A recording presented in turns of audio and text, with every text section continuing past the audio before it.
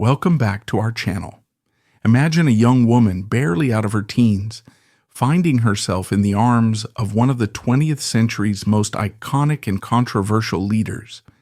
Imagine her then being asked to betray him to become an assassin for the world's most powerful intelligence agency. This isn't the plot of a Hollywood blockbuster. This was the reality for a woman named Marita Lorenz. Her life was a tangled web of love, espionage, and survival, a story that sits at the uncomfortable intersection of historical fact and personal memory. It's a story that forces us to ask, what happens when a woman's heart becomes a battlefield for global superpowers? And who was the real Marita Lorenz?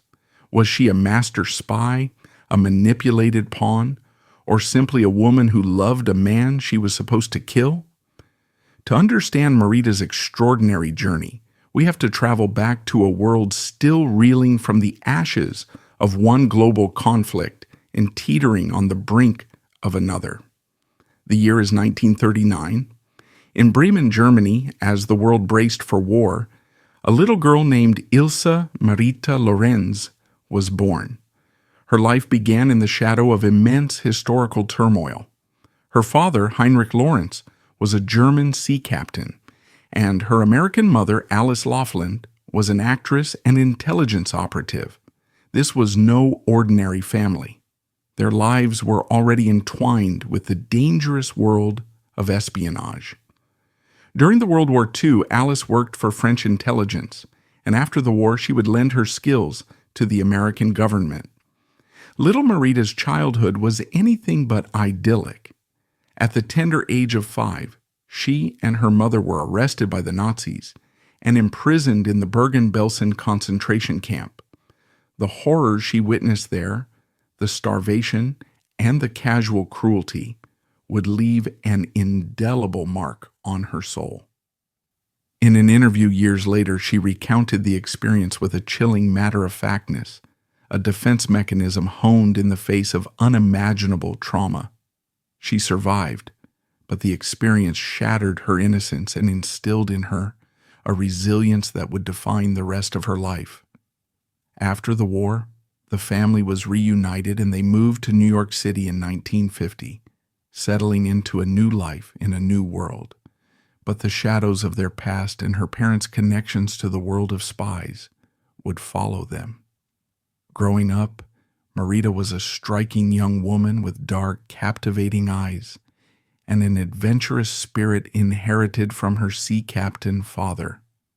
She often joined him on his voyages, and it was on one of these trips that her life would take a dramatic and unforeseen turn. In February 1959, when Marita was just 19 years old, her father's cruise ship, the MS Berlin, sailed into Havana's harbor. It was a city electric with revolutionary fervor. Just weeks earlier, Fidel Castro and his band of rebels had overthrown the brutal dictator Fulgencio Batista, and the air was thick with a mixture of hope, uncertainty, and palpable excitement. As the MS Berlin docked, a small boat carrying a group of bearded, green-fatigued soldiers pulled alongside. Their leader, a tall, charismatic man with an imposing presence, was none other than Fidel Castro himself. He had come to inspect the German vessel, and from the moment his eyes met Marita's, a spark was ignited that would set both their lives on a new and perilous course. Castro was immediately smitten. He gave Marita a personal tour of Havana, and she was swept away by his charm, his intelligence, and the sheer force of his personality. He was, in her words, like a god. He represented the rebellion and romance that the young, adventurous Marita craved. Before the MS Berlin departed, Castro made his intentions clear. He wanted her to come back. He gave her his private number and a promise of a life she could only have dreamed of. Torn between the world she knew and the magnetic pull of this revolutionary leader, Marita made a choice that would alter the trajectory of her life forever. She returned to Cuba not as a tourist, but as a guest of Fidel Castro, She moved into the Havana Libre Hotel, into a suite on the 24th floor that became her gilded cage and her lover's nest. For the next 7 months, Marita Lorenz lived a life of incredible intimacy with one of the world's most watched men. She became his confidant, his companion, and his lover. She would later describe their time together as a whirlwind of passion and political intrigue. She claimed she was by his side constantly, translating for him, sitting in on high-level meetings, and witnessing firsthand the birth of a new Cuba. Life with Fidel, as Marita described it, was intoxicating.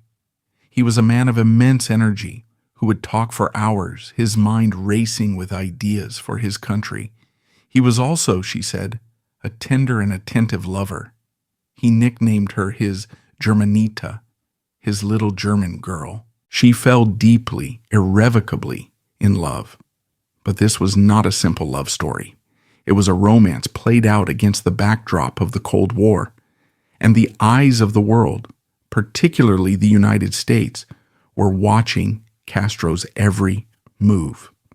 As his government drifted further towards the Soviet sphere of influence, the romantic paradise Marita had found herself in began to show its cracks. One of the most dramatic and life-altering events of this period, an incident that remains shrouded in controversy and personal pain, was Marita's alleged pregnancy with Castro's child. According to her account, she became pregnant in the spring of 1959. She was overjoyed, and she claimed that Fidel was as well, but her happiness was short-lived. In her 7th month of pregnancy, she fell violently ill after drinking a glass of milk. She blacked out and woke up in a different room, groggy and in immense pain. A doctor informed her that she had been induced and that the baby, a boy, had been taken away. She was told the baby had died, but she never saw a body. The circumstances surrounding this event are murky and have been the subject of much debate. Marita herself offered conflicting accounts over the years. At times, she claimed it was a forced abortion, orchestrated by jealous rivals within Castro's inner circle who saw her as a dangerous foreign influence. At other times, she suggested the CIA might have been involved, a way to sever her ties to the Cuban leader. And in some tellings, she hinted that Castro himself may have ordered it, fearing that a child with a foreign woman could be a political liability. Whatever the truth, the loss of her child was a profound trauma for Marita, a wound that never fully healed. It shattered her idyllic view of her life in Cuba and planted the seeds of bitterness and a desire for revenge. Heartbroken and physically weakened, she left Cuba and returned to her mother's home in New York, a changed woman. Back in the United States, Marita was adrift, consumed by grief and a burning sense of betrayal. It was in this vulnerable state that her life took its next fateful turn. According to her story, her mother, who still had connections to the intelligence community, introduced her to a man named Frank Sturgis. Sturgis, whose real name was Frank Fiorini, was a soldier of fortune, an anti-Castro operative, and a man who would later become infamous as one of the Watergate burglars. He was also, Marita claimed, a CIA contract agent.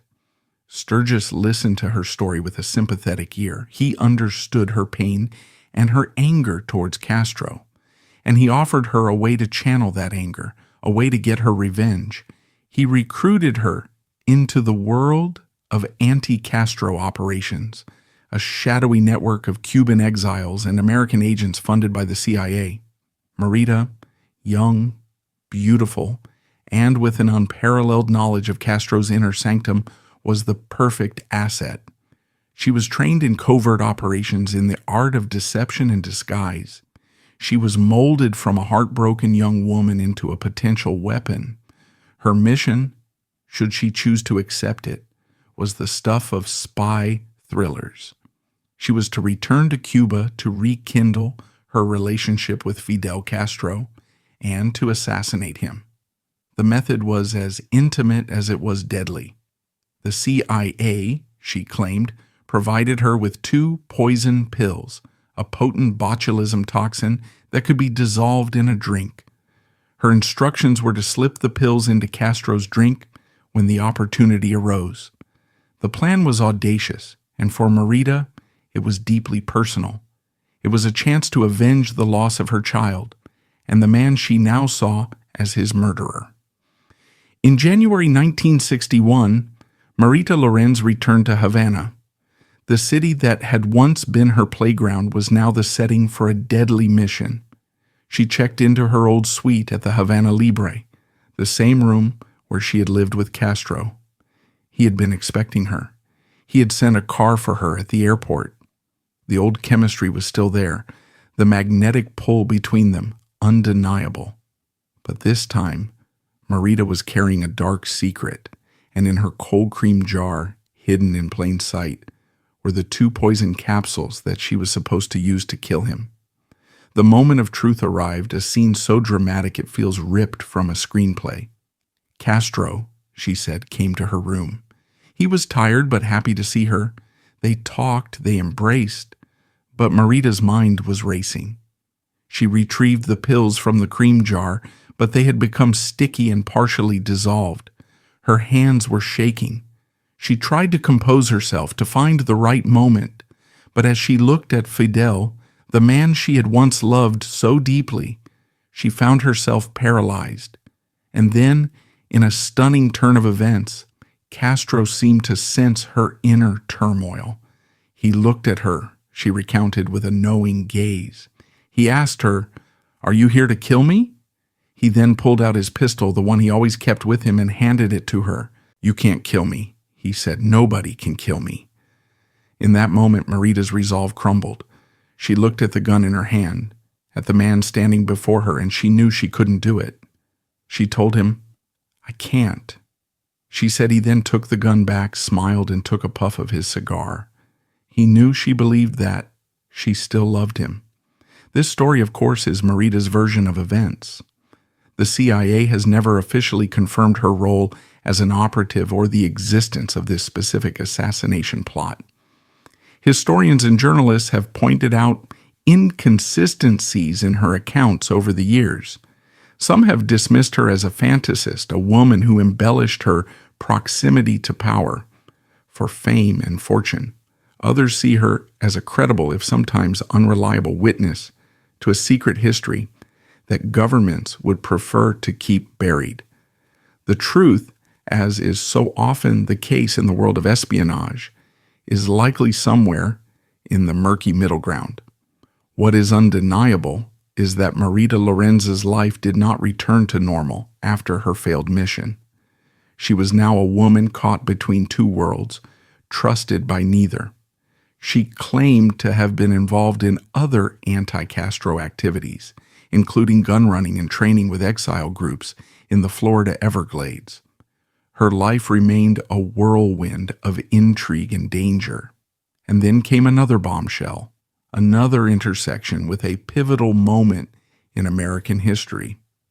Marita Lorenz claimed that in the fall of 1963, just weeks before the assassination of President John F. Kennedy, she was part of a caravan of cars that traveled from Miami to Dallas.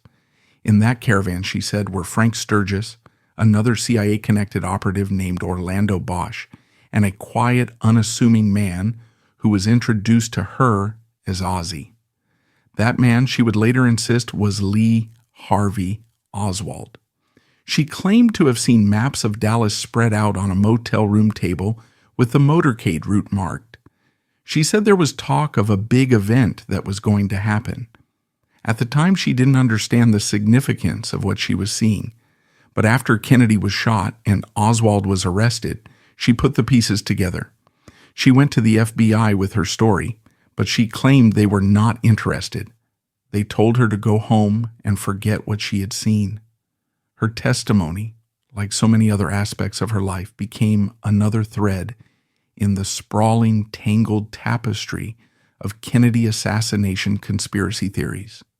It was another claim that was impossible to definitively prove or disprove, another story that placed her at the heart of a major historical event. Was Marita Lorenz in Dallas with Lee Harvey Oswald? Frank Sturgis, before his death, denied it. Congressional committees investigated her claims and found no corroborating evidence. And yet, her story has persisted, fueled by a public fascination with the dark underbelly of American history and the enduring mystery of who was truly behind the Kennedy assassination. For Marita, it was another chapter in a life defined by extraordinary and often unbelievable claims. The years that followed were no less tumultuous. Marita had a daughter, Monica, with former Venezuelan dictator Marcos Pérez Jiménez, another powerful and controversial man she became involved with. She testified before the House Select Committee on Assassinations in the 1970s, her story now part of the official record, even if it was largely dismissed. She wrote a book, Marita, the Spy Who Loved Castro, and was the subject of numerous documentaries and articles. She lived a life in the public eye, constantly retelling her stories, defending them against skeptics, and perhaps in the retelling blurring the lines between memory and myth. She was a woman who seemed to collect famous and infamous men, a Zelig-like figure who appeared at the periphery of some of the most significant events of the 20th century. Her life story is a historian's nightmare and a storyteller's dream. It is a narrative built on a foundation of verifiable facts. Her birth, her time in a concentration camp, her trip to Cuba, but the most sensational parts of her story, the parts that have made her famous, rely almost entirely on her own testimony. And that is where the central controversy of Marita Lorenz's life lies. Was she a reliable narrator of her own life? Or was she a woman who, traumatized by her early life and her experiences in Cuba, created a narrative that gave her a sense of importance and agency in a world that had so often rendered her powerless? It's a question that may never be answered definitively. What we can say with certainty is that Marita Lorenz's story, whether entirely true or not, speaks to a larger truth about the Cold War. It was an era of paranoia and plausible deniability, a time when intelligence agencies operated in the shadows, using individuals as pawns in a global chess match. The CIA did, in fact, orchestrate numerous assassination plots against Fidel Castro. Operation Mongoose was a very real and very extensive campaign of covert operations against the Cuban government. The use of poison pills, of mafia connections, of disgruntled lovers, these were all tactics that were at least considered, if not always implemented. Marita's story in that sense is a perfect reflection of the era's anything-goes mentality. Her life also forces us to confront the human cost of espionage. We often think of spies as cool, detached professionals, like James Bond. But Marita's story reminds us that spies are often ordinary people thrust into extraordinary circumstances. They are driven by complex and often messy emotions: love, revenge, patriotism, greed. Marita was not a trained operative from the start. She was a young woman who fell in love, and that love was used as a weapon, first by Castro, who enjoyed the company of a beautiful foreign woman, and then by the CIA, who saw her as a potential assassin. She was a woman caught in the crossfire, and she spent the rest of her life trying to make sense of the shrapnel. One of the most poignant and revealing quotes from Marita comes from a later interview, when she was asked about her feelings for Castro. After everything that had happened, the lost baby, the assassination plot, the years of intrigue, she said, "I never stopped loving him." It is a stunning admission, one that speaks to the profound and lasting impact of that youthful romance. It suggests that beneath the layers of spycraft and political maneuvering, there was a genuine and powerful emotional connection. And it is this contradiction the spy who still loved her target, that makes her story so endlessly fascinating. It humanizes her, and it complicates the simple narrative of a good guy spy versus a bad guy dictator. Marita Lorenz died in 2019 at the age of 80 in Oberhausen, Germany. She lived a life that was, by any measure, extraordinary. She had been a prisoner in a concentration camp, the lover of a revolutionary icon, a CIA asset, a witness in the Kennedy assassination investigation, and a mother. She was a woman who lived in the eye of the storm, and she survived to tell the tale. Her life was a whirlwind of love, danger, and intrigue, a story that blurs the lines between fact and fiction. Perhaps it doesn't matter whether every detail of her story is true. What matters is that she lived a life that was larger than life, a life that intersected with history in a way that few others have. She was a woman who loved a man she was supposed to kill, and in that simple, powerful contradiction lies a story for the ages. It is a story about the fragility of the human heart and the ruthless machinations of power. And it is a story that, long after the Cold War has ended, continues to captivate and confound us. Marita Lorenz was and remains an enigma, a beautiful, tragic, and unforgettable footnote in the secret history of the 20th century. And that's all for today's video. If you like this video, hit that thumbs up, let us know your thoughts in the comments section, and subscribe so you won't miss out on future uploads. See you next time.